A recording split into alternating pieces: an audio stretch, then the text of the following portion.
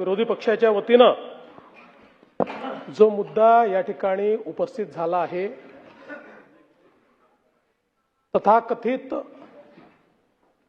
काय तांत्रिक मांत्रिक बाबा जे काय असतील, बंधू बाबा अशोक खरात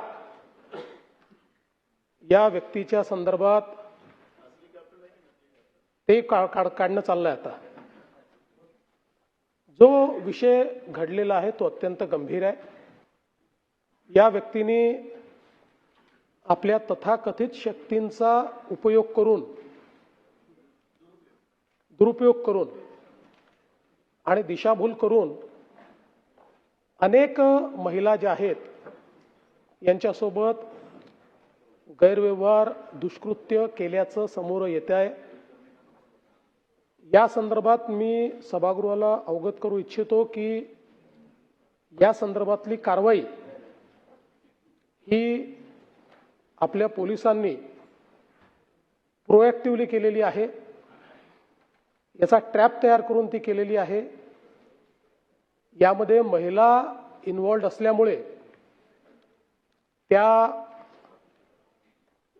त्यांची फसवणूकच झाली होती, पण त्या समोर यायला तयार नव्हत्या.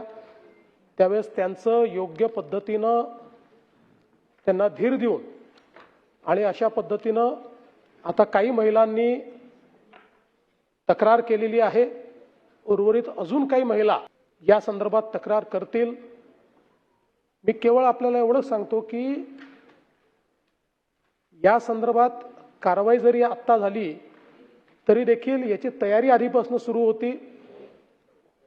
त्यांच्या अटकेच्या अगोदरच म्हणजे साधारणपणे 10 तारखेला 10/3 दुसऱ्या जिल्ह्यातनं आपण एका कंप्लेंटचा उपयोग करून त्यांचा LOC देखील काढून ठेवला होता की त्यांना बाहेर पडता येऊ नये. त्यामुळे या संदर्भात पूर्णपणे कारवाई आपण करतो. मी या सभागृहामध्ये उद्या याचं डिटेल निवेदन करीन, कारण आजही चौकशी चाललेली आहे संपूर्ण प्रकरणाचं. आणि म्हणजे दोन्ही बाजूला माझी विनंती आहे की हा आपल्या कोणाही करता राजकारणाचा प्रश्न नाही आहे, हा महिलांच्या डिग्निटीचा प्रश्न आहे. अशा प्रकारे महिलांचा दुरुपयोग करणं आणि त्यांना काहीतरी वेगळ्या पद्धतीचं भासवून वेगळ्या शक्ती आहेत असं सांगून आणि जणू काही त्या जे काही समर्पण करतायत ते करणं हेच त्यांचं इति कर्तव्य आहे, अशा पद्धतीचं त्यांचं ब्रेन वॉशिंग करणं, अशा अनेक गोष्टी याच्यामध्ये करण्यात आलेल्या आहेत. त्यामुळे निश्चितपणे याचं गांभीर्य लक्षात घेऊन उद्या या संदर्भात मी जे काही तुम्ही ठरवाल पण याचं पूर्ण अगदी सखोल निवेदन मी करेन. नाही चला, नाही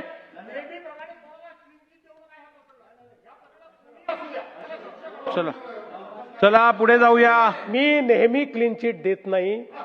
जो क्लीन असतो त्यालाच क्लीन चिट मिळते. अशी कुठलीच चिट माझ्याकडे नाही. याच्यात तर ज्याचा दुरान्वयानेही संबंध असेल त्यालाही सोडलं जाणार नाही.